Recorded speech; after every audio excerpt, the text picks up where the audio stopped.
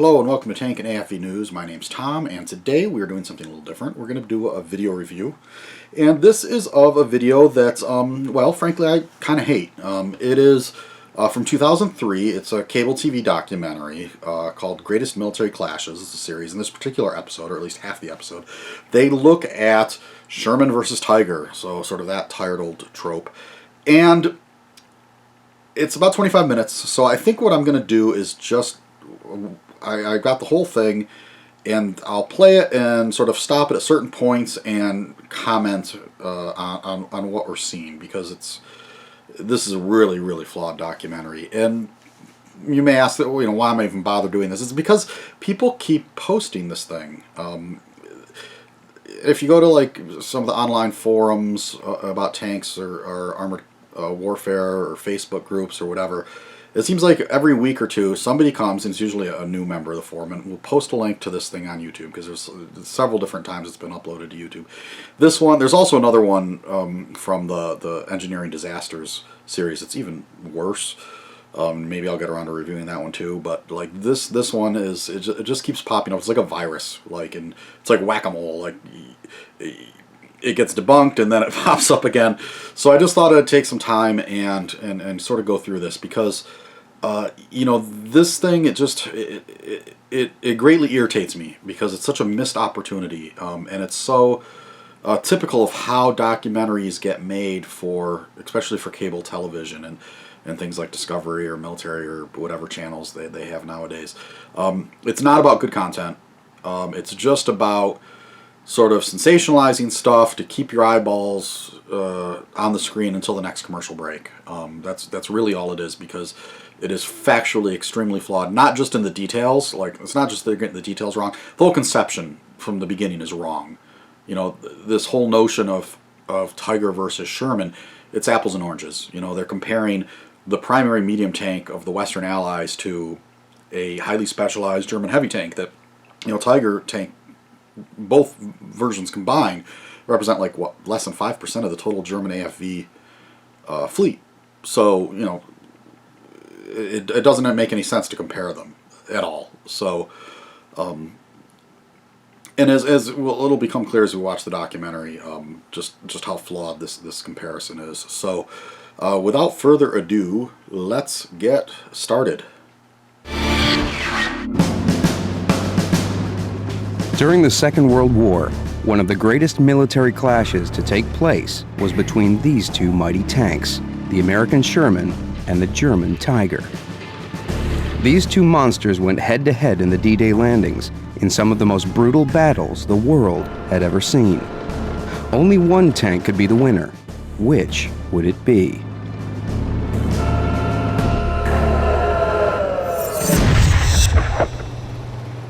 Alright, we're only 30 seconds in and we got real problems. I mean, what a bunch of hyperbole. Aside from the fact that on D-Day, Tigers were not present. The Tiger tanks aren't encountered by Allied forces until several days after D-Day, and primarily in the British sector, not the American sector. The majority of the armored vehicles encountered in D-Day and in the Normandy campaign, they're not Tigers. It's just not true. Alright, back to it. On June 6, 1944, the Americans, British, and their allies launched the D-Day landings on the northern coast of France. They fought bravely together against the common German enemy. The Allies' objective, to gain a precious foothold into Nazi-occupied Europe. With the coast secured, more hard work lay ahead. Allied forces, led by Sherman tanks, would still have to punch their way through German defenses in France, Belgium, and Holland on their way to Berlin. But around every corner, in every orchard, and in every hedgerow, the terrifying Tiger tank was lying in wait, aiming to stop the Allied forces in their tracks.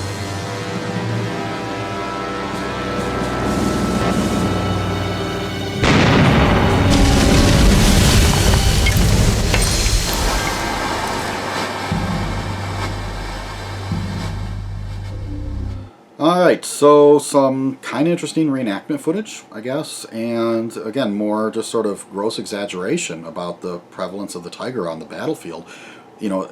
in the Normandy campaign, what Allied tankers are really running into is German infantry, artillery, anti-tank guns. If they are running into armored vehicles, it's all sorts of stuff. Most of them are not Tigers, though. There's like 120 to 130 Tigers in the whole Normandy campaign, and like I think there were 3 heavy tank battalions and maybe a few other Tigers attached to one of the Panzer divisions. Now, the troops tend to refer to every German vehicle as a Tiger, regardless of what it is, just like they refer to every gun as an 88, regardless of what it is, but that doesn't mean that that's actually what they were facing. So, it's one of those things to keep in mind.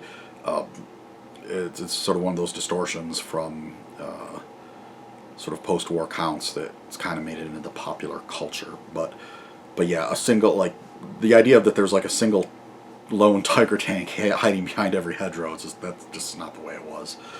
So anyway, and like we said, most of the Tigers are in the British sector, so from the American viewpoint, the Tiger I's actually a pretty rare bird to encounter at any point. The German Tiger was a landmark in Nazi military hardware. It was first unveiled on Hitler's 53rd birthday in 1942, and on the Führer's directive, it was to be bigger, heavier, and more deadly than any tank ever made.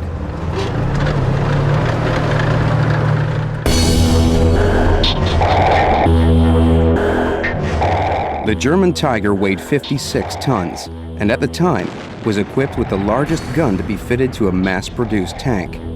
With its sheer size and devastating firepower, it soon took on a mythical status among enemy Allied crews. All right, now I just want to stop and comment on what we're actually seeing in these clips. Probably a lot of you have noticed that the Tiger they're showing us in reenactment is not a real Tiger, and that's not surprising because as far as Tiger I's in running condition, there's only one, and it's the Tank Museum at Bovington in England. The thing we're seeing to represent a Tiger is a replica based on a post-war Soviet T-54, T-55, I'm not sure which exact one they're using, but that's pretty clear. You look at the suspension, it's definitely a T-54, 55. And you can't fault them for that because Tigers, they're not available. They just don't exist, So, but at no point did they actually tell the audience that. They're just presenting this thing as like, well, here's a Tiger tank. And then even weirder, so there's that little bit of dishonesty, when they're doing the little montage of the black and white footage, the wartime footage, if you look really carefully, you'll notice a couple of the clips, Tiger looks a little funny, like the gunman looks a little off, and that's because even some of that footage isn't real wartime Tiger footage. They've taken footage from an old Soviet movie series from the early 70s, and turned it black and white and then inserted it into their montage. And I actually found the footage from the old Russian film, and so here we'll replay it, what they show in the documentary, and then I'll replay the footage from the original movie, because this is just a really stunning piece of, I think, sort of dishonesty, in terms of presenting footage that is not what they're sort of implying it is. So here's the montage, and look for sort of the close-up shot of the Tiger sort of climbing up a little ridge. German Tiger weighed 56 tons, and at the time was equipped with the largest gun to be fitted to a mass-produced tank. With its sheer size and devastating firepower, it soon took on a mythical status among enemy Allied crews. Now here's the original film clip.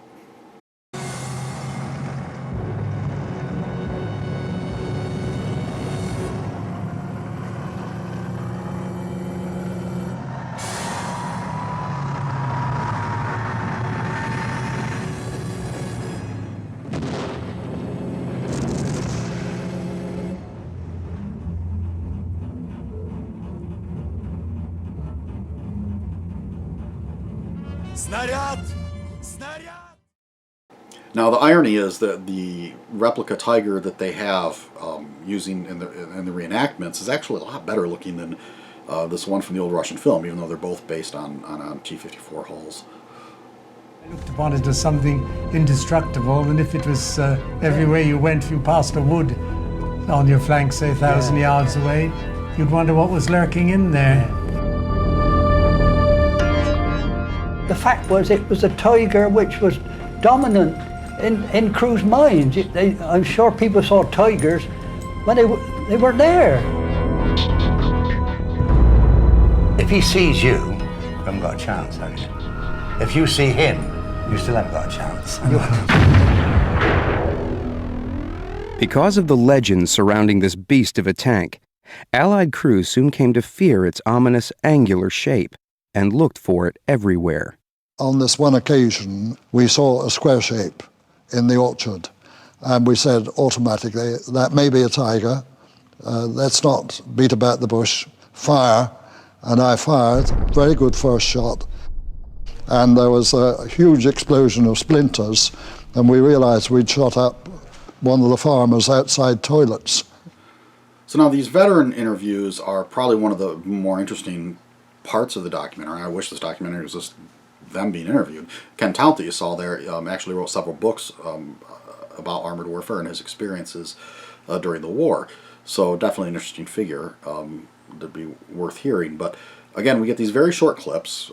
What's sort of interesting is they kind of, what they're saying sort of goes against the overall theme of the show, which is that, yes, they feared the Tiger, but they didn't really encounter it. Like, they talk about, like, well, yeah, if you run into one, you're in real trouble. Oh, we thought we saw one. It was actually, you know, an outhouse. So, you know, it's like, yes, the Tiger was this psychological presence, much more than it was an actual presence on the battlefield. And you have to remember these documentaries, the way they're put together, you know, obviously, I'm sure they talked to those gentlemen much, much longer than the little clips we see here, you know, but then they can just sort of go in and cherry pick the stuff that they think works the best in the documentary, instead of presenting, you know, the things that these guys want to say in their entirety, or at least within, you know, a longer framework that would allow it to have a little greater context and it'd be more interesting. But instead we just get these essentially sound bites that just sort of kind of reinforce the narrative that's being presented.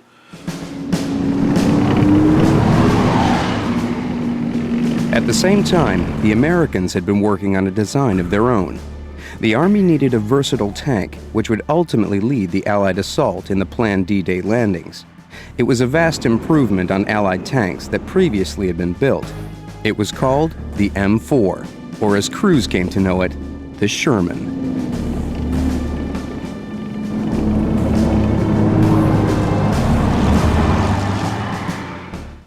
Okay, so I'm just going to stop right here and comment on, you know, it's sort of odd when they're talking about the Sherman that the majority of the ones that they show in the reenactments are relatively accurate representations of what's being used in Normandy, and that they're earlier model 75mm gun Sherman tanks.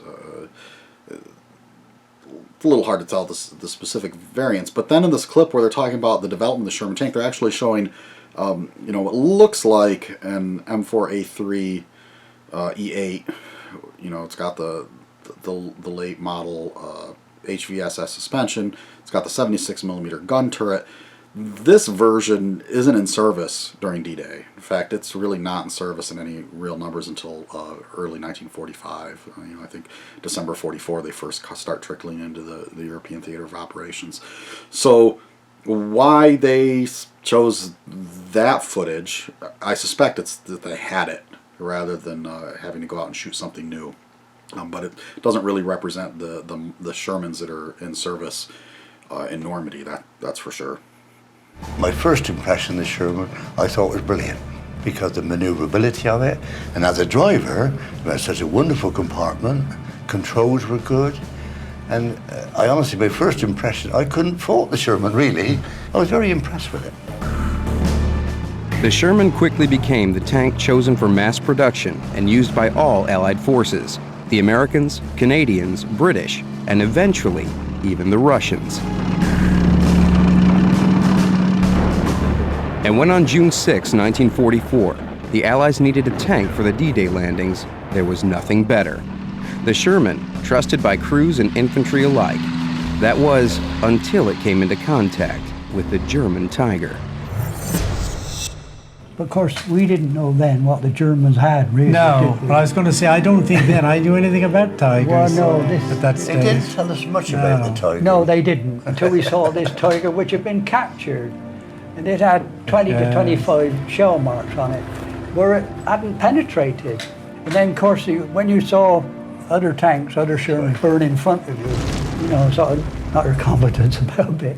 And I used to count the graves, because they were often then just buried behind the tank or somewhere. And you'd see 2, 3, 5, and if it was a 5, of course, they'd all gone. And that's really when my confidence began to slip a bit. Was the Allied Sherman inferior to the Tiger? And did the Tiger's prowess really live up to its fearsome reputation? A contest like this would be judged on 3 main factors: firepower, armor, and mobility. Which of these 2 tanks would triumph in these categories?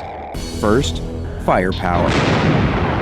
To create the Tiger, the Germans shoehorned their highly successful 88mm anti-aircraft gun into an armored body to produce an awesome tank-killing arsenal.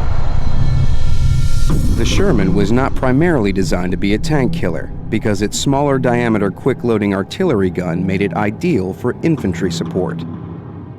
And that's why the Allied Sherman's gun was so much smaller than the German Tigers, as were the shells it fired.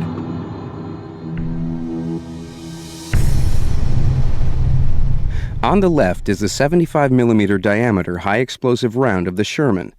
Impressive in its own right, but compare that with the size of the 88mm armor-piercing round that the German Tiger fired. The damage caused by one of these was absolutely devastating. The Tiger's gun was larger and more powerful in every way, capable of destroying an Allied Sherman at 1,500 yards. The Sherman's gun was so weak, it could not penetrate anything over 300 yards. It would have to get within a minimum of 60 yards to have a real chance of taking out a Tiger. I didn't have the exact experience, but I've spoken with people who had the experience of being within 30 to 50 yards of a Tiger, firing the main gun of the Sherman, and seeing the shot bounce off the plates of a Tiger. So this last section of the documentary mainly deals with the inadequacies of the 75mm gun on the Sherman, the M3 gun, versus the Tiger. And yes, it's not a terribly effective hole puncher versus the Tiger's armor. But again, the Tiger's not a very common tank that's being encountered, and the Allies, they knew of its existence, they knew it was a heavy tank, they knew they weren't going to be encountering huge numbers of them, and it was assumed that tank destroyers or other means would be able to adequately address the threat posed by these limited number of German heavy tanks. So a much more fair question is, was the 75mm gun effective against the German vehicles that they were expected to run into, which is, again, things like Stugs and Panzer IVs, that sort of thing. And the 75mm gun is still relatively effective against those vehicles. It's not fantastic, but it can get the job done, and it had been doing, the reports they'd gotten from Italy and from North Africa seemed to indicate that the 75mm gun was okay. Then they start running into significant numbers of Panthers, which they did not realize was going to become sort of one of the standard tanks of the German Panzer divisions. Essentially, it's the size and weight of a heavy tank, but the Germans were using it as a medium tank, or at least within the medium companies. So it's really the frontal armor on the Panther is problematic for the 75mm gun for sure. How often that deficiency resulted directly in Allied tank casualties is a really hard thing to quantify. Because what you have to remember is that, tank combat in 1944 is not an issue of, a couple Allied tanks line up on one side and the German tanks line up on the other, and they all just sort of fight like knights jousting. They're part of a larger combined arms team. And the Allies have all sorts of advantages. They've got air power, they've got artillery support, in some cases they have things like fuel that the German tanks don't have, or ammunition. So they have all sorts of advantages. So yes, the one advantage the German tanks have is generally better hole punching ability with their guns. So even the Stugs and the Mark IVs are somewhat better at that than the 75mm gun. There was no greater example of the Tiger's superior range than at the Battle of Goodwood, 6 weeks after the D-Day landings. Perched on a hill overlooking the advancing Allies, the German 88mm guns destroyed a staggering 400 Shermans before the Allies could even get close enough to fire a shot on target. These men were there, on opposite sides. Ken Tout in an Allied Sherman, and Heinz Bleidiesel in a German Tiger. Over the 2 days of carnage, Heinz's Tiger troop wiped out at least a dozen Shermans. 20 to 25 Shermans appeared, and we started to fire when the range was optimal, and every round hit a Sherman and they went up in flames. Yes. In a few minutes, it took us 30 minutes for 12 Shermans, and the other 2 had bailed out. They were undamaged, and we took them back afterwards. So round 1, firepower, goes to the German Tiger with its lethal 88mm gun.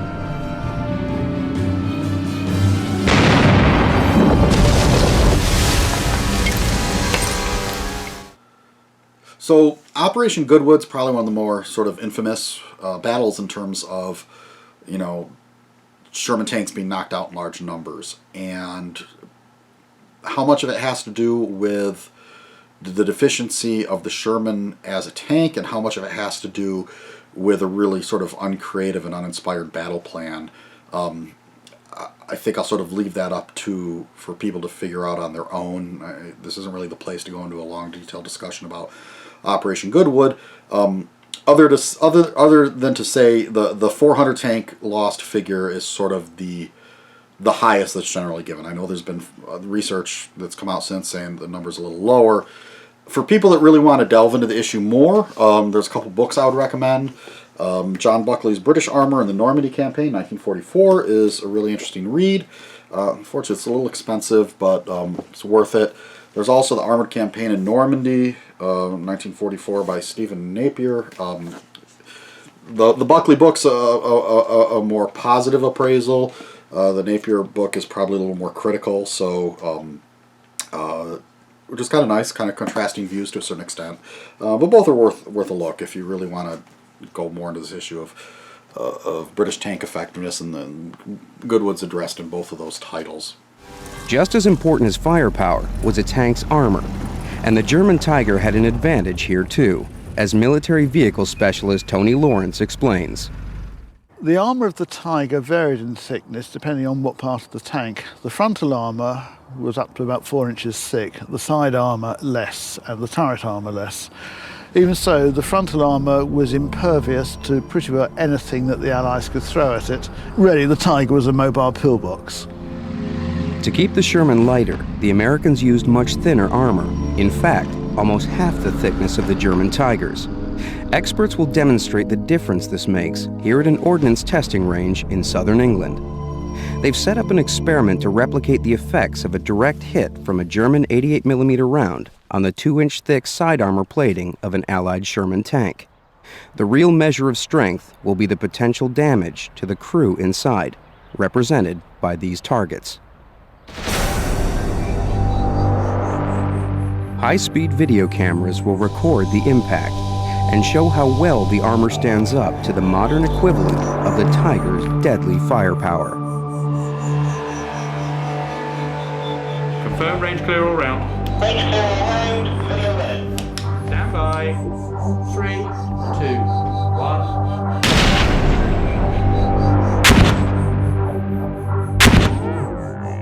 1. The effects are devastating. The Allied Sherman's armor plating is too thin to withstand the raw firepower of a round fired from a gun like the German Tiger's 88.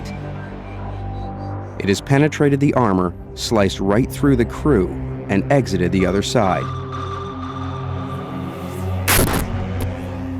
For a tank crew during the Second World War, the chances of surviving an impact like this were incredibly slim.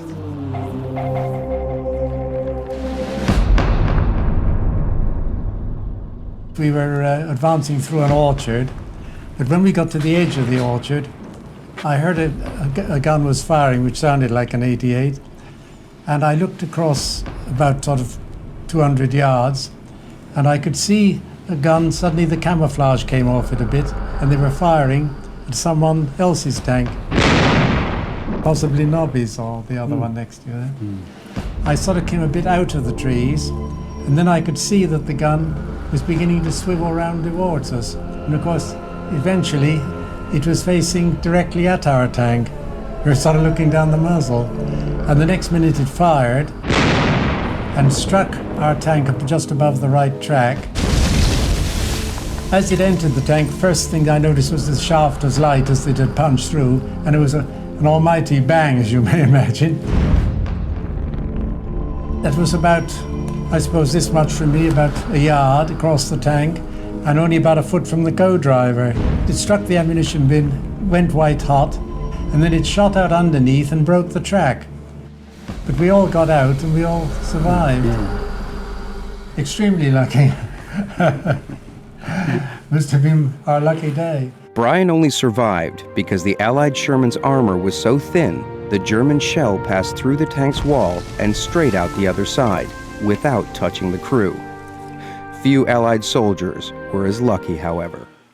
Oh boy, that last section was just a mess. I don't even know what the point of that ballistics test was supposed to prove. I don't think they did either, because they couldn't even get the details right. At one point they say that it's supposed to simulate the 2-inch side armor of a Sherman tank. 2 inches is the frontal armor, and the plate in the test is sloped like the frontal armor of a Sherman tank. Side armor is vertical, so they can't even get the details described in their own test correctly. Number two, I don't know, what is that piece of 2-inch metal? We don't know. It's not the front of a Sherman tank. We don't know if it's made to the same specifications that Sherman tank armor was made.